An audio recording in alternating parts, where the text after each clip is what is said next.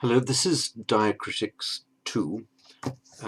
I owe all of my watchers an apology for mucking a couple of things up. In the last one, I'd confused the video running with video not running. I had it paused when I thought I was speaking, and I was speaking or not speaking when I had it paused, which is why you see those silences.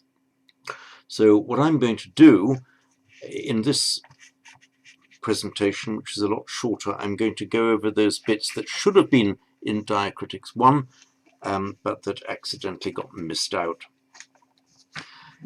And they are as follows. We had got as far as the E and the O, which, as I said, are always long in Sanskrit. We now come to what we call the subdotted R. Otherwise could be known as a syllabic R.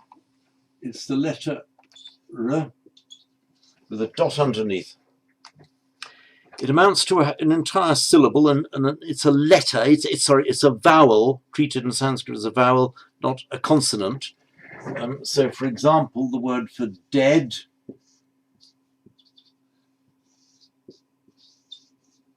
is mrita. How is it pronounced? There's some disagreement between scholars whether it was pronounced like an like mrta, like imagine saying brr. There's no vowel there, it's just an coming out. Or is it pronounced as r, mrta or mrita? My own view, shared with a number of scholars, a lot more learned than I am, is that it was a r sound, mrta. In modern India, it's almost invariably pronounced as if it's written as an ordinary consonant r followed by vowel e. So if a modern, say, Hindi speaker were pronouncing this word, he would say not mrta but mrita.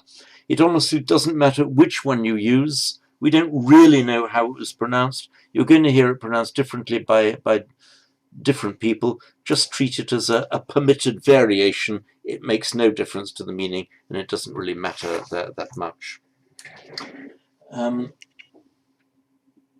Let's see this in a word.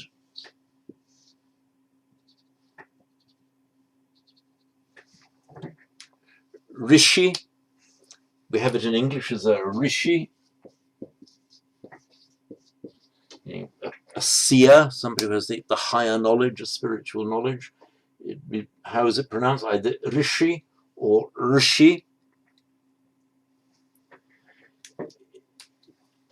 You can also have a long R. For example, in Sanskrit, the plural of the mothers.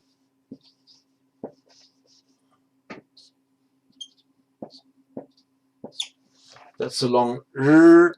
Modern Hindus, for example, who pronounce it Ri. They say Matrinam, of the mothers. I think it's probably more correct to say Maternam, but as I said, it doesn't really matter. Either is perfectly acceptable. Note that this Re, we don't have it in Pali. Pali uses something else instead. For example, it can become an U or an I or an A. So, for instance, in Mrita, Sanskrit Mrita, in Pali it becomes Mata. The Sanskrit Vriddha, grown, Vriddha, in Pali it becomes Vuddha.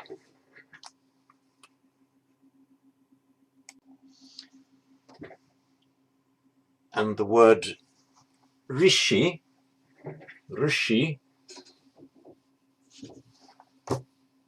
in Pali simply becomes Isi. You do need to know about this subdotted R, the R sound, because we need it for the roots to understand when we're talking about Sanskrit roots, and you've seen hopefully my other presentation on roots and stems. It's commonly seen, for example, when we're explaining the word sati, commonly translated as mindfulness, as in satipatthana. It's from the Sanskrit root.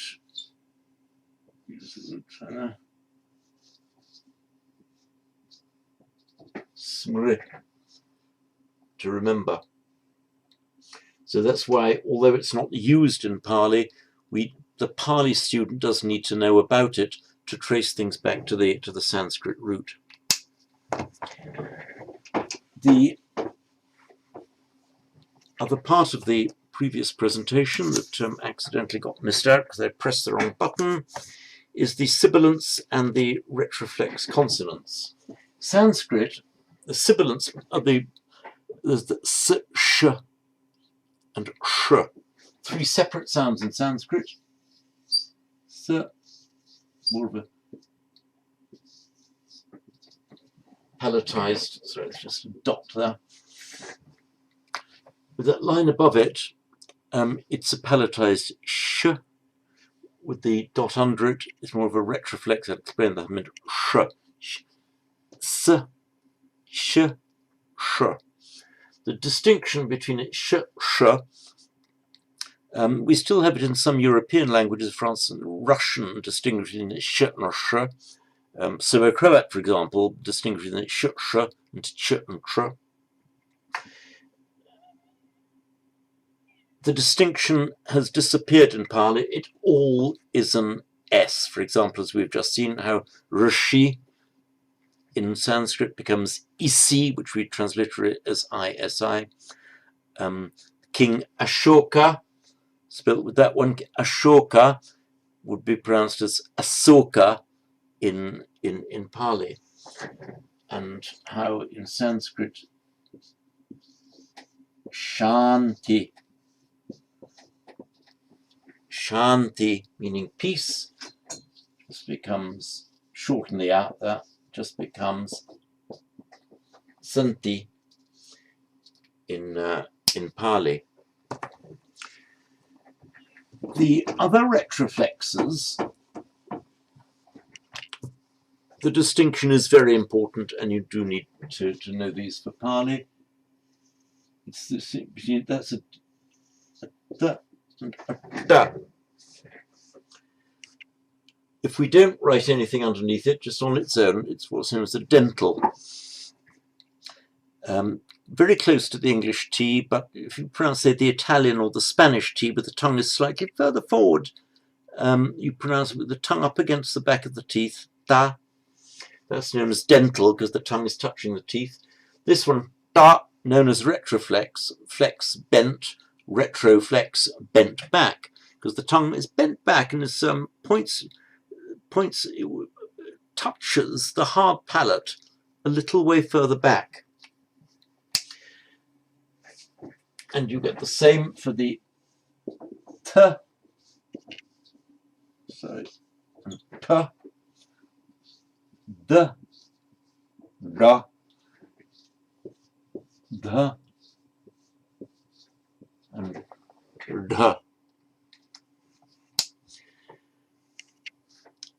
When we as English speakers pronounce our t, the Indian ear hears it as a retroflex. It doesn't hear it as a dental.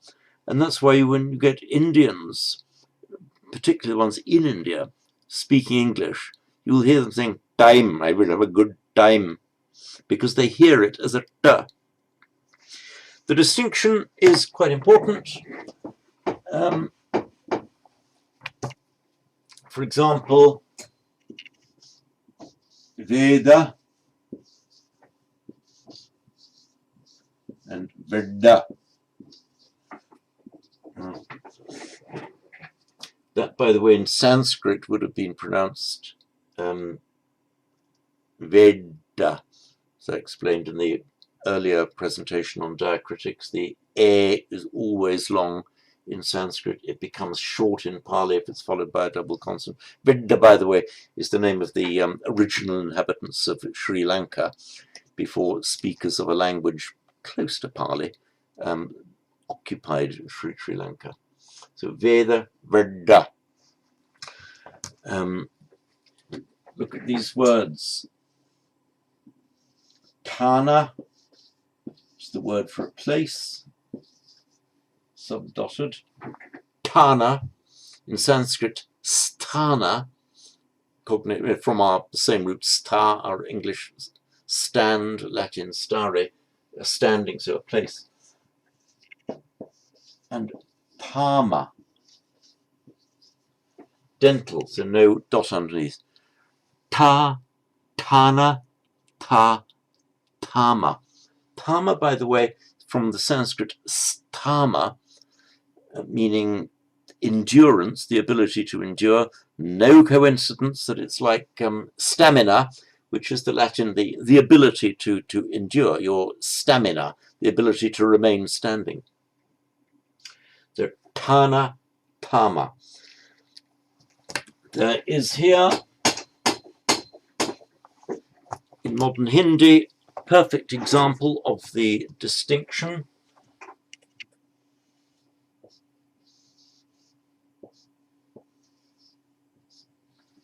This is now Hindi we're talking about, but just for the pronunciation. These are dentals, and it's pronounced tat.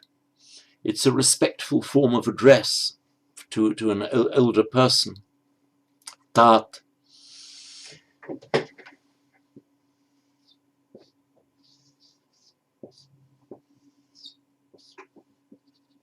But with subdotted, completely different word, is it tat, means a sackcloth.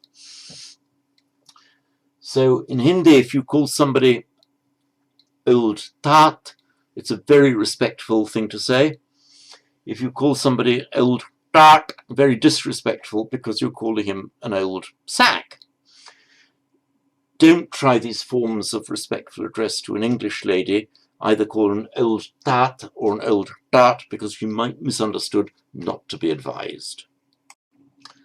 Now a minimal pair group. Minimal pair, by the way, is we get two words that are the same, term used by linguists, which are distinguished only in one aspect. Here we get, look at this, back to Pali now. Kunda, Kunda, dentals, means jasmine, and Kunda, meaning pot.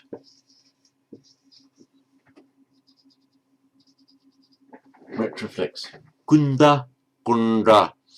So the pot where you plant your jasmine, you say your jasmine pot, that would be your Kunda Kunda. Kunda Kunda. We'll now come to Nya. We touched on it a little bit in the other presentation, but I missed part of it out because I think I pressed the wrong button. I'll go through it again, it won't take long. Nya, you will often be told in the textbooks that it's pronounced like the Spanish N with the tilde, as in the Spanish word señor. Answer to that is, well, yes, but that statement is true. It is like pronounced as in señor, only if it's followed by a vowel. You can't say pancha, it's just pancha. So if it's followed, you do have it followed by a vowel in, sorry, I'll start up with that bit again. It can be followed by a vowel or a consonant in Pali. So I said followed by a vowel, it's the nya, as in anya.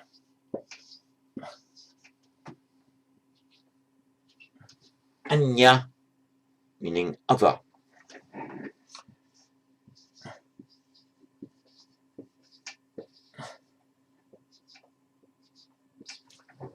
Panya, be careful to pronounce it double. Panya, meaning wisdom.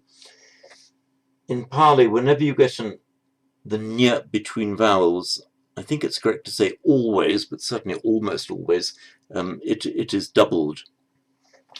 By the way, in Sanskrit, the word for other is separate, anya, has separate letters. Pali becomes anya. In Sanskrit, prajna.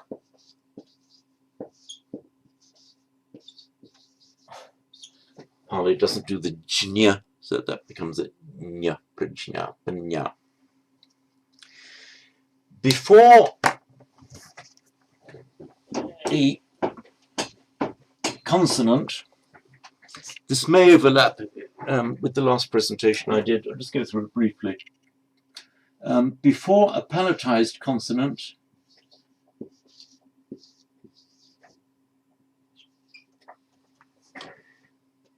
it automatically, you didn't say pancha, it's pancha, because the tongue automatically goes to the same place where the ch comes out.